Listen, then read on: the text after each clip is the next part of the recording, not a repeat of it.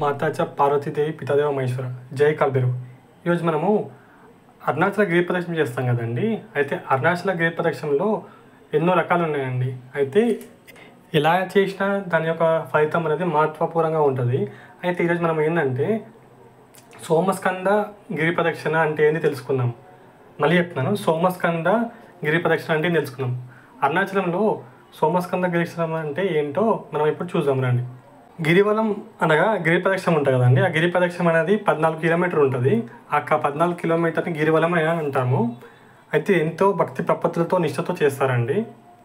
అయితే ఈ గిరివలం ఉంది కదండి, ఈ గిరివలం మార్గంలో ఆ తర్వాత ఉన్నమలై ఆలయం దర్శనమిస్తుందండి. అంటే మనము అరుణాచలేశ్వరుడి అనగా శివయ్య, ఉన్నమలై అమ్మ అంటే పార్వతీదేవి. ఇక్కడ పార్వతీ పరమేశ్వరులు అనగా మన తల్లిదండ్రుల వంటి పార్వతీ పరమేశ్వరులు ఇక్కడ అరుణాచలేశ్వర స్వామిగా అలాగే ఉన్నమలై అమ్మగా ఇక్కడ కొలుదీరి ఉన్నారండి. అయితే ఈ గిరివలం మార్గంలో ఉన్నమలై అమ్మ ఆలయం వస్తుందండి. అంటే అరుణాచలేశ్వర స్వామి వారి యొక్క అర్ధాంగిని వారి యొక్క భార్య అయిన ఉన్నమలై అమ్మ. అయితే ఉన్నమలై అమ్మ ఆలయంని దర్శనమిస్తుంది. అయితే పార్వతీదేవి ఇదే ప్రదేశంలో చాలా కాలం తపస్సు చేసిందండి. అయితే ఇక్కడే ఈ ఆలయం ఉంది కదా, ఉన్నమలై అమ్మ ఆలయం. అయితే ఉన్నమలై అమ్మ ఆలయంని గిరి ప్రదక్షిణలో చాలా ముఖ్యమైనదండి. అయితే పార్వతీదేవి ఇక్కడే ఎంతో కాలము ఇక్కడ తపస్సు చేసింది. ఇక్కడే ఆనుకొని మలై తీర్థం అనే ఒక చెరువు ఉందండి. ఈ చెరువుల్లో ఎంతో విశిష్టమైనతో ఉందండి. అయితే ఉన్నమలై అమ్మ ఒక ఆలయానికి ఆనుకొని మలై తీర్థం అనే చెరువు ఉంది. అయితే ఇప్పుడు సోమస్కంద దర్శనం అంటే ఏమిటో చెప్తారన్నారు కదా. సోమస్కంద ప్రదక్షిణం అంటే ఏంటి అనేది ఇప్పుడు చూద్దాం రండి. అయితే ఉన్నమలై అమ్మ ఆలయం ఉంది కదండి, ఆ ఉన్నమలై ఆలయం నుంచి చేసే అరుణాచల దర్శనాన్ని సోమస్కంద దర్శనం అంటారు. అంటే మనం ఉన్నమలై అమ్మ ఒక ఆలయం నుంచి మనము దర్శనం చేస్తే ఆ దర్శనమే సోమస్కంద దర్శనం. అమ్మవారి యొక్క ఆలయం అనగా ఉన్నమలై అమ్మ ఆలయం నుండి అరుణాచల దర్శనాన్ని చేస్తే దానిని సోమస్కంద దర్శనం అని అంటారండి. అయితే ఈ దర్శనంలో ఆటంకాలు తొలగిపోతాయి. అంటే మనము ఒకవేళ ఉన్నమలై అమ్మ ఆలయం నుండి మనము అరుణాచల గిరి ప్రదక్షిణ లేదా అరుణాచల గిరి దర్శనం చేసినట్లయితే, ఎక్కడి నుండి ఉన్నమలై అమ్మ ఆలయం నుండి చేసినట్లయితే దాన్ని సోమస్కంద దర్శనం అంటారు. ఇది చేయడం వల్ల, ఇలా దర్శించడం వల్ల ఎటువంటి ఆటంకాలైనా తొలగిపోతాయండి. అలాగే ఎటువంటి ధర్మబద్ధమైన కోరికలైనా నెరవేరుతాయి. మంచి సంతానాన్ని మనకు ప్రసాదిస్తారు పార్వతీ పరమేశ్వరులు. మన అందరం కూడా వాళ్ళ బిడ్డలం కదండి. అయితే మన బిడ్డలకి ఏమైనా ఆపద వచ్చినా లేకపోతే మనకి బిడ్డలు కావాలన్నా కూడా ఆ పార్వతీ పరమేశ్వరులతో వాళ్ళు అనుగ్రహిస్తారు. ఇక్కడ ఉన్నమలై అమ్మవారు సాక్షాత్ పార్వతీదేవి. అయితే ఆ అమ్మవారిని ఎత్తుకుంటే చక్కటి సంతానం అనేది మీకు కలుగుతుందండి. అయితే చెప్పుకున్నా కదండి, ఉన్నమలై అమ్మ ఆలయం నుండి అరుణాచలాన్ని మనం దర్శనిస్తే దాన్నే సోమస్కంద దర్శనం అని అంటారు. అయితే ఈ యొక్క మార్గం గురించి తెలుసుకుందాం రండి. అయితే ఈ సోమస్కంద దర్శనం చేసుకున్నాం కదా. అయితే గిరివలం మార్గంలో మరింత ముందుకు వెళ్తే గౌతమ మహర్షి ఆశ్రమం ఉంటుందండి.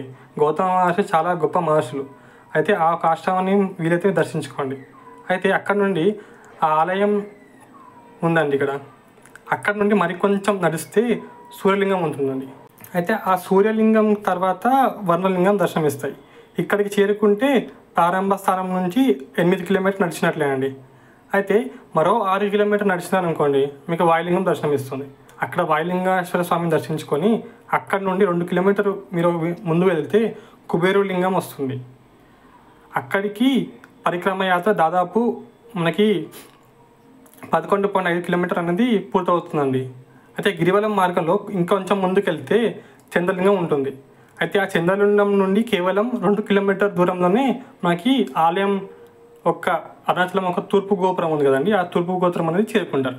అంటే చంద్రలింగం దర్శించుకుంటే ఆ చంద్రలింగం నుండి కేవలం 2.5 కిలోమీటర్ దూరంలో మనకి ఆలయ తూర్పు గోపురం అనేది దర్శనమిస్తుందండి. అదే అండి గిరివలం మనం మార్గంలో దర్శించుకోవాల్సిన లింగాలు అలాగే ప్రాముఖ్యంగా తెలుస్తున్నాం కదండి. అయితే మళ్ళీ చెప్తున్నానండి, సోమస్కంద దర్శనం అంటే ఏంటి అంటే, సోమస్కంద దర్శనం అనగా మనము ఉన్నమలై అమ్మ ఆలయం నుండి ఒకవేళ అరుణాచల దర్శనాన్ని చేస్తున్నట్లయితే దాన్ని సోమస్కంద దర్శనం అంటారు. అది చాలా మహత్వపూర్ణమైనది. అలాగే ఎటువంటి కోరికలైనా మీకు ఖచ్చితంగా నెరవేరుతాయి. అలాగే ఇదే కదండి మీకు సత్సంతాన్ని ప్రాప్తిస్తుందండి. అలాగే బిడ్డలు కోరుకునే వాళ్ళు ఖచ్చితంగా అరుణాచలగిరి ప్రదర్శన చేయండి. అలాగే ఉన్నమలై అమ్మ సాక్షాత్ పార్వతీదేవికి తపస్సు చేసింది. అయితే అమ్మవారి ఒక ఆశీస్సులు మీపై ఉండాలి ఇంక సత్సంతం కలగాలి అంటే ఖచ్చితంగా అరుణాచలం వెళ్ళండి. అలాగే ఉన్నమలై అమ్మని దర్శించండి. అలాగే ఉన్నమలై అమ్మ ఆలయం నుండి మీరు అరుణాచలగిరి దర్శనం చేయండి. దాన్ని సోమస్కంద దర్శనం అంటారు. మీకు ఎటువంటి కోరికలను తీరుతాయి. ఆ పార్వతీ పరమేశ్వరులు, అరుణాచల స్వామి, ఉన్నమలై అమ్మ ఒక ఆశీస్సులు మనందరి మీద ఉండాలని సెలవు తీసుకుంటున్నానండి. నమ పార్వతీ పతయ హర హర హర మహాదేవ శంభో శంకర. అరుణాచల శివ అరుణాచల శివ అరుణాచల శివ అరుణాచల అరుణాచల శివ అరుణాచల శివ అరుణాచల శివ అరుణాచల అరుణాచల శివ అరుణాచల శివ అరుణాచల శివ అరుణాచల. నమ పార్వతీ పతయ హర హర హర హర మహాదేవ శంభో శంకర.